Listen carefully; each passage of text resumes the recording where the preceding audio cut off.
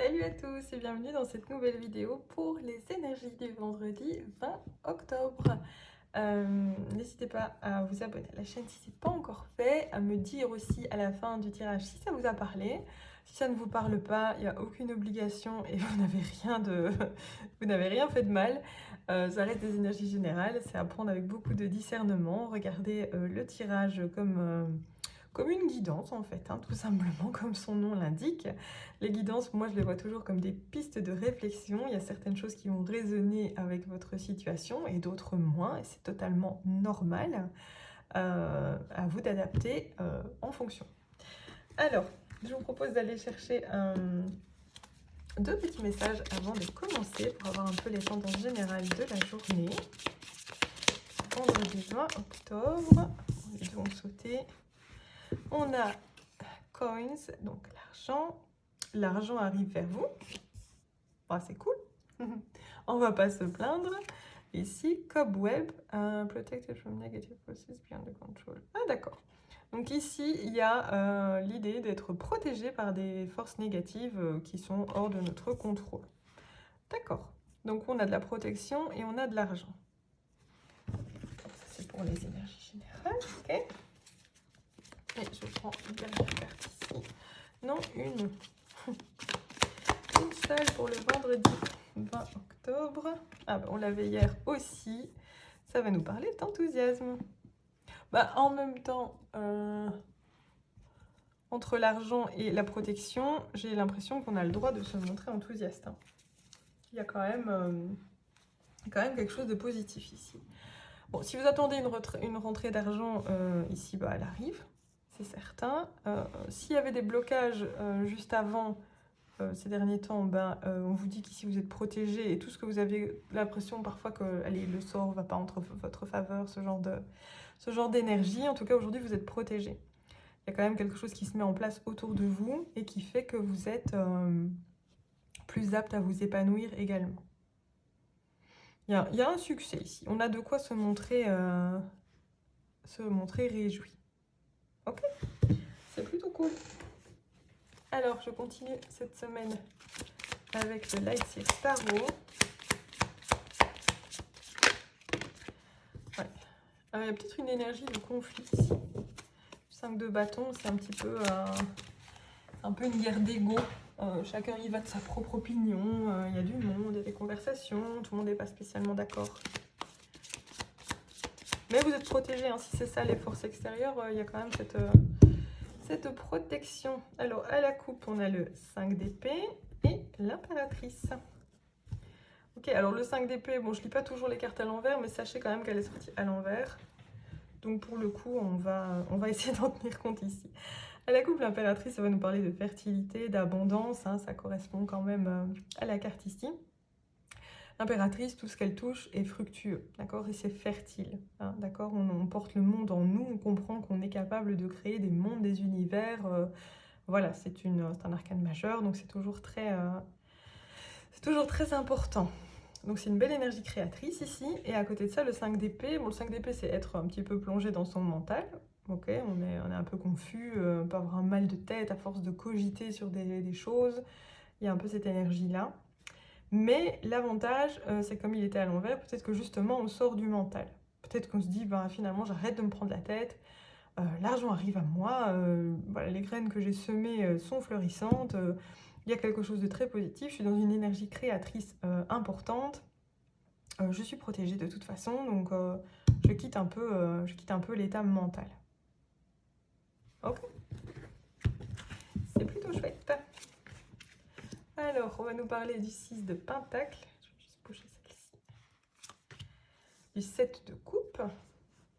Je vais s'écarter un peu. Et de la reine d'épée. Bon, ce sont de belles énergies de manière générale. Le 6 de pentacle, on l'a déjà eu cette semaine, nous parle vraiment d'un équilibre. Je donne autant que je reçois.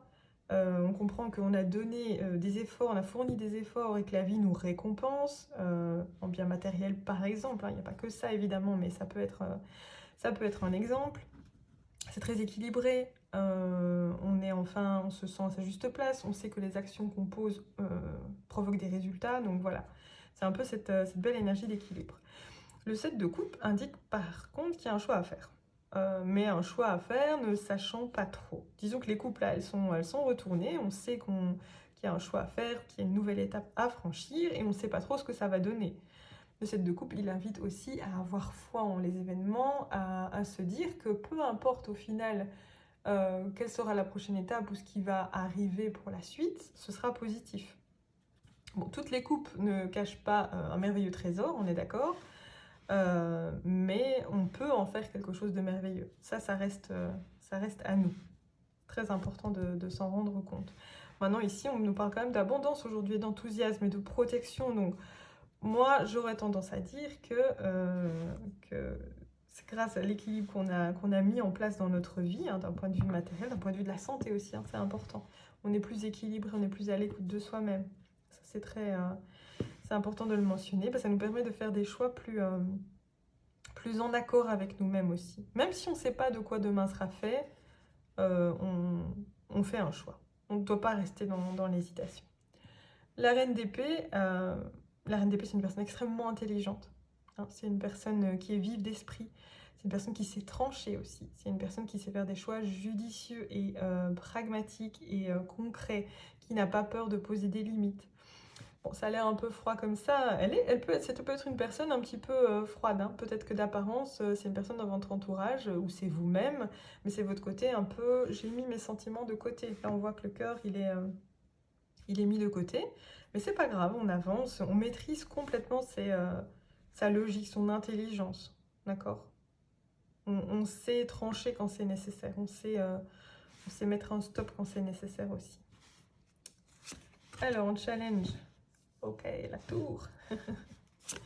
Et on force le jugement. Waouh, ça c'est magnifique par contre. Ça c'est vraiment beau. Bon, le challenge, la tour, on sait bien, ça reste une énergie un peu subite.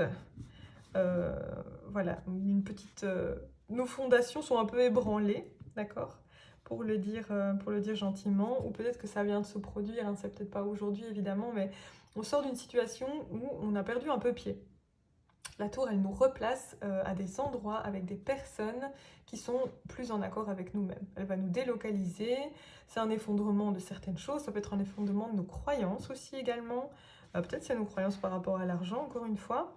Peut-être que justement, y a quelque chose qui s'est arrêté, qui a pris fin, qui s'est clôturé. C'était pour notre protection, hein, on ne perd pas ça de vue, pour nous proposer un choix plus... pour nous permettre de faire un choix plus harmonieux. Donc ça, c'est intéressant aussi. Alors, par contre, je pense qu'il y a une coupure de courant. Heureusement que le téléphone n'est pas sur secteur pour le coup. Mais il y a tout qui vient de s'arrêter ici. Bon, c'est pas grave, hein, désolée pour l'interruption, mais ça peut être ce genre de truc, la tour. Hein. C'est un petit peu... c'est surprenant sur le moment, on l'a pas vu venir, mais c'est pas bien grave, quoi. Hein. Ça va se remettre. Il y a un peu cette idée-là. Le jugement, par contre, c'est un véritable appel à autre chose, en fait. On renaît d'une certaine manière. C'est une véritable renaissance. Hein. Le jugement, c'est arriver à outrepasser nos peurs, à devenir une meilleure version, à libérer son potentiel maximum. Quoi qu'il arrive, ici, il y a vraiment une grande force, en fait, hein, qui ressort. Il y a une grande force, il y a beaucoup de choses qui se mettent en place. Hein. C'est fort lié à la protection que vous avez autour de vous. Hein. Aujourd'hui, il y a une véritable protection. Vous êtes appelé à faire quelque chose, vous êtes guidé. Il y a beaucoup d'équilibre. Alors oui, il y aura des choix à faire, oui, il y aura des choses à laisser derrière soi, mais de manière générale, c'est pour aller vers un mieux. L'horizon se dégage. Hein. Beaucoup plus de clarté. S'il y avait des nuages ou des zones d'ombre, ça se dégage. Beaucoup de clarté également avec la reine d'épée.